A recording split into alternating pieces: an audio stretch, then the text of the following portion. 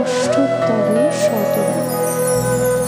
যে শতনাম আমরা প্রতিনিয়ত স্মরণ করি মঙ্গলার্থে।